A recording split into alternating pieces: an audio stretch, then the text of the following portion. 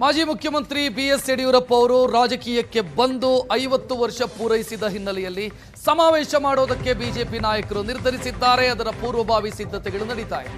ಮೇ 9ನೇ ತಾರೀಕು ಚಿತ್ರದುರ್ಗದಲ್ಲಿ ಸಮಾವೇಶ ನಡೆಯುತ್ತೆ. ಈಗ ಬಿಜೆಪಿ ರಾಜ್ಯಾಧ್ಯಕ್ಷ ವಿಜಯೇಂದ್ರ ಆದಿಚುಂಚನಗಿರಿ ಮಠಕ್ಕೆ ಭೇಟಿ ಕೊಟ್ಟಿದ್ದಾರೆ.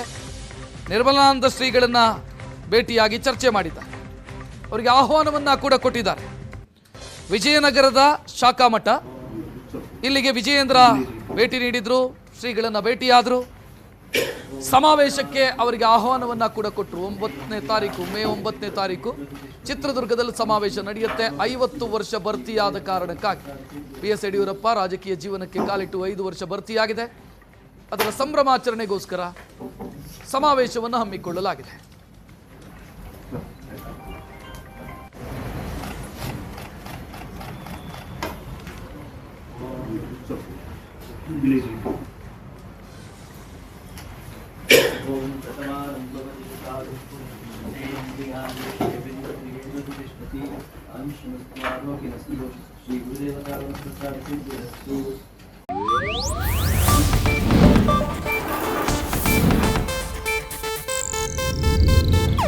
ಇದು ಏಷ್ಯಾನೆಟ್ ನ್ಯೂಸ್ ನೆಟ್ವರ್ಕ್ ಪ್ರಸ್ತುತಿ.